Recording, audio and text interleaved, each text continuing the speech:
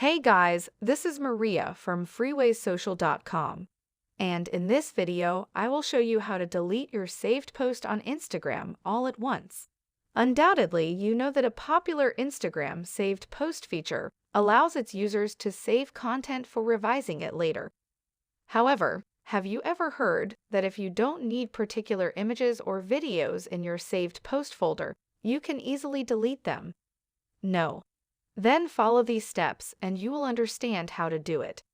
Go to your Instagram profile and tap the menu button in the top right corner of your screen. Click on the Saved, open the folder All Posts, press the three dots button in the upper right corner of your screen tab select. Now you need to tick All Past and click the Unsave button. That's it. I hope this guide was helpful and you were able to delete your saved post on Instagram all at once. Don't forget to like this video and visit us at throughwaysocial.com.